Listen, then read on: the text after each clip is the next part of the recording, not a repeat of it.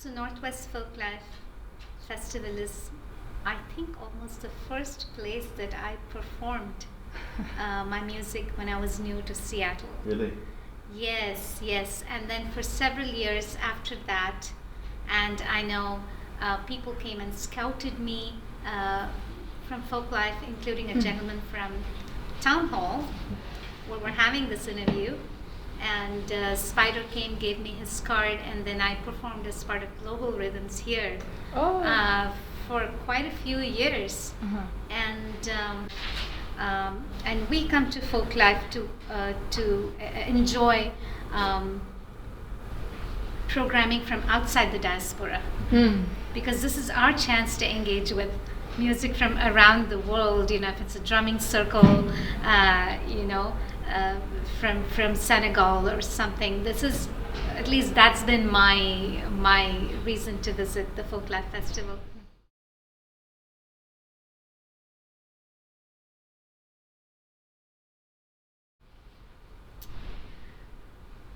You know, as an immigrant,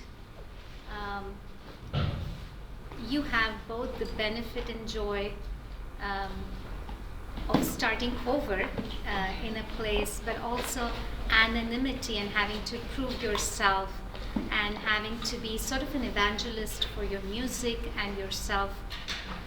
It makes you a bigger person, well connected with your music and your community. The building community aspect being a larger part than just your virtuosic achievement as a musician, if you will. And I think my journey, most of it in the greater Seattle area. I moved here in '98 after I graduated with a master's at CSU, Colorado State. In engineering, right? In engineering. Yeah. And came to this town, which was and is probably like a high-tech mecca. But I think the joy there is meeting people that are from home, but also at a place like Folklife, which is a melting pot of so many cultures, being exposed for the first time, let's say, to the music and dance of Africa, of Iran. Done a bunch of things with the Persian music ensemble right here, same venue downstairs at Town Hall. So I think the journey has been one of leaning into the beauty of your tradition, but using it primarily to connect with people from all around the world. Right. That's really been the crux of the whole journey. And lately, in the last maybe decade or so, it's been also very much about situating myself as a woman of this day and age, and in this socio-political climate, and negotiating what all of this means to me. So that's been the main aspect of my journey.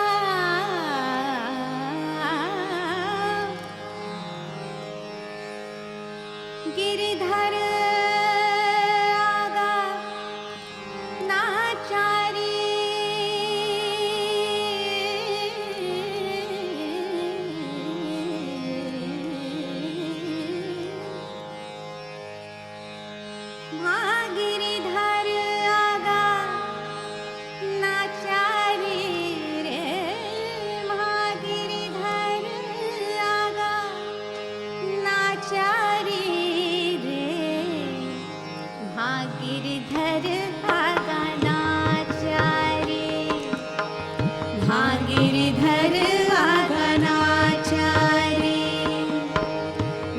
Giridhar आगनाचारी नाचारी Giridhar आगनाचारी नाचारी Giridhar आगनाचारी नाचारी Giridhar आगनाचारी नाच नाच रसिकरी झावा नाच नाच रसिकरी झावा प्रीत पुरातन साचारी प्रीत पुरातन साचारी रे प्रीत पुरातन साचारी रे प्रीत पुरातन साचारी रे प्रीत पुरातन साचारी रे Giridhar आगनाचारी Giridhar आगनाचारी Giridhar आगनाचारी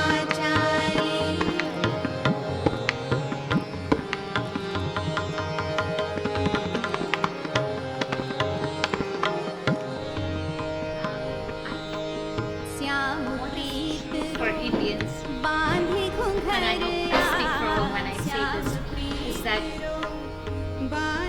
art is not a pursuit, it's a daily habit. It's like home food.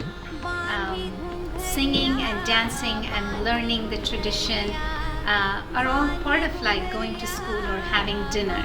So I think there's a generally large followership of the cultural traditions.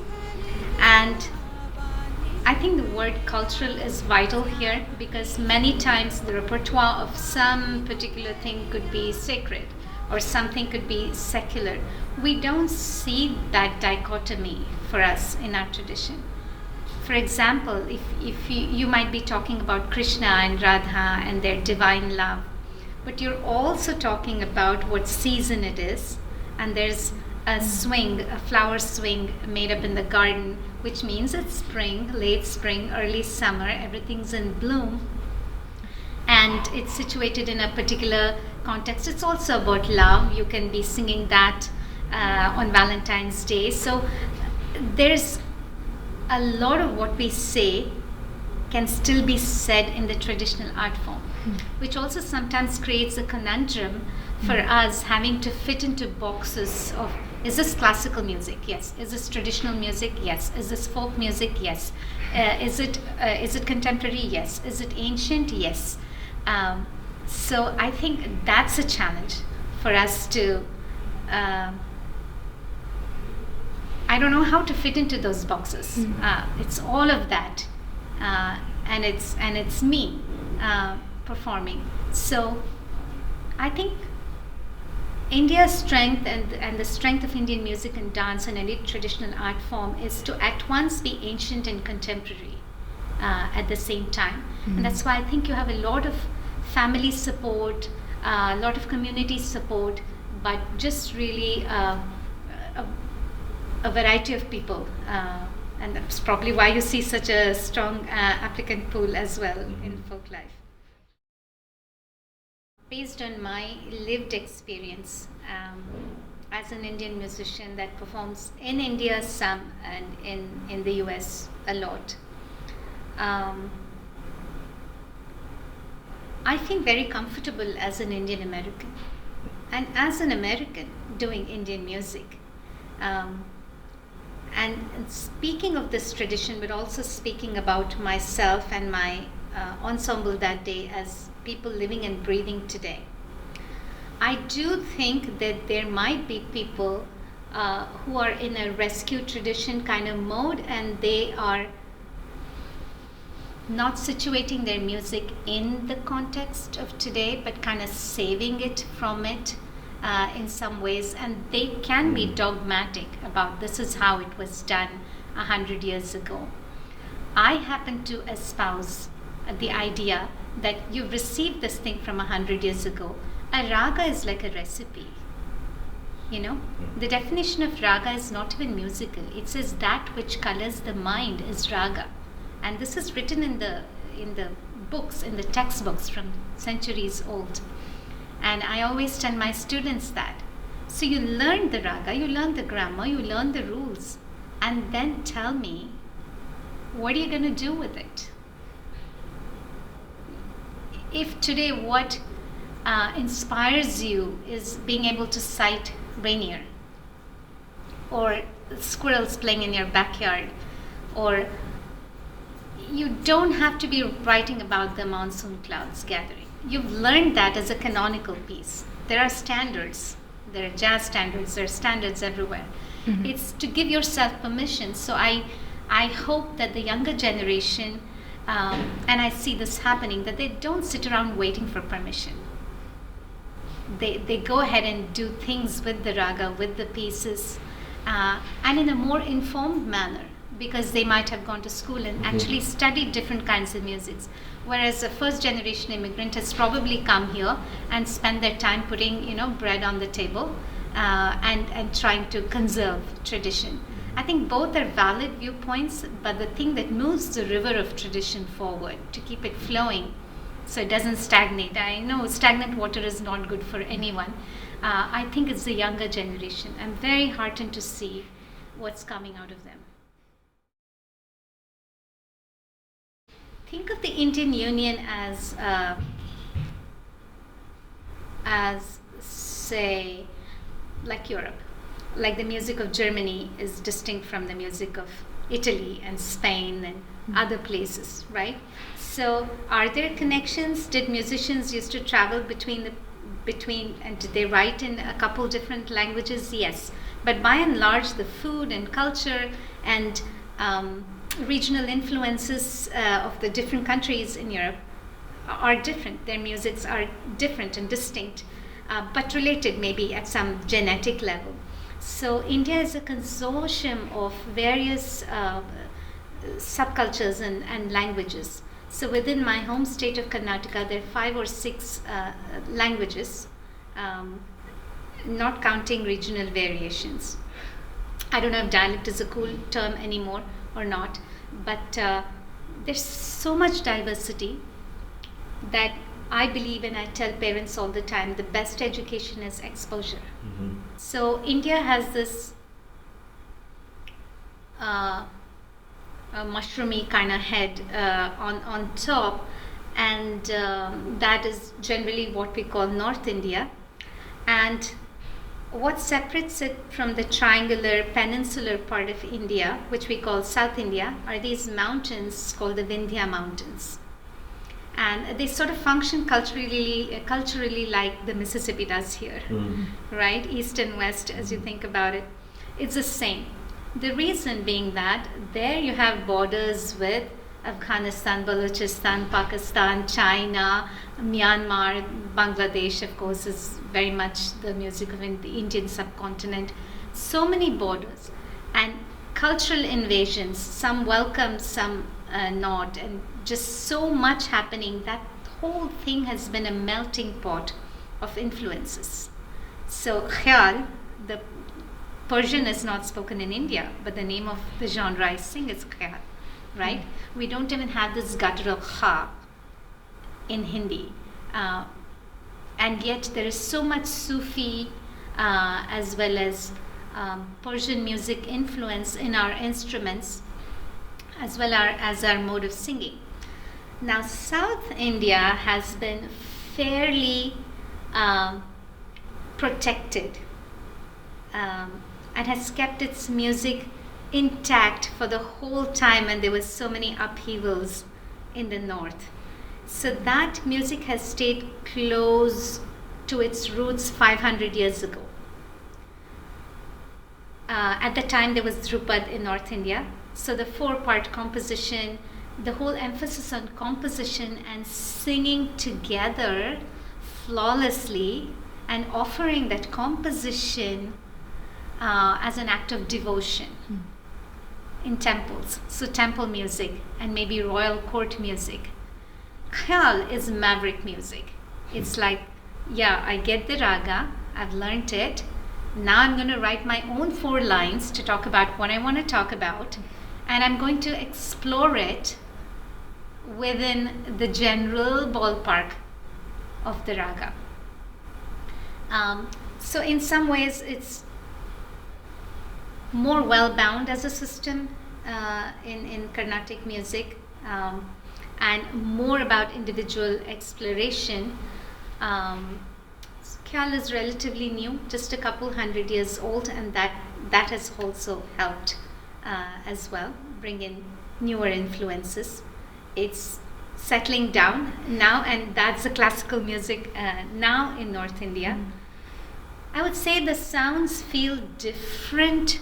The instruments on stage are different. We tend to have the tabla and the harmonium, which is a free reed keyed instrument that came with the Christian missionaries.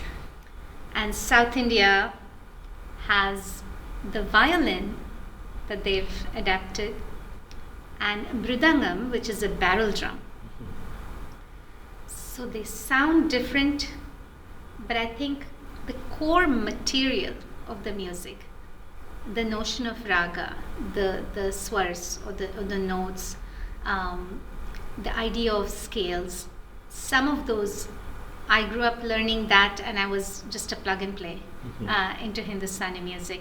That material is still very much at the root of all music in India. I came to this music not because it was a sensible thing to do. So that already puts me in a great place.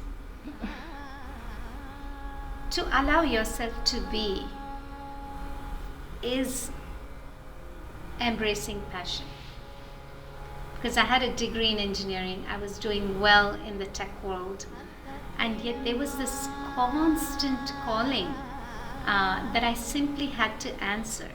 I remember in the early days people asking, you sacrificed so much to pursue this music. And I would say, I would have sacrificed my life if I didn't do this music. Because it's not a life worth living.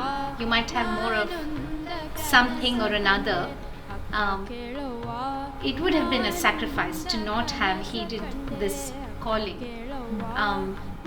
And it was truly this passion that I knew not came from where that took me to India. I happened to cross paths with this wonderful musician. I said I must sound like him. That's what I want to sing like. And went there for 6 years and accomplished an enormous amount of talim, we say in the oral tradition, which is learning the music and learning the ethos around the music. And it really made a musician out of me, that kind of focus. So when I tell students, discipline, you have to practice your runs and do this and do that, it's all for muscle memory.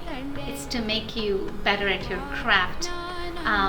I do add that I never had discipline. But because when you have passion, you don't need discipline, right? If you're doing it all the time, you're doing it all the time. And it made something out of me.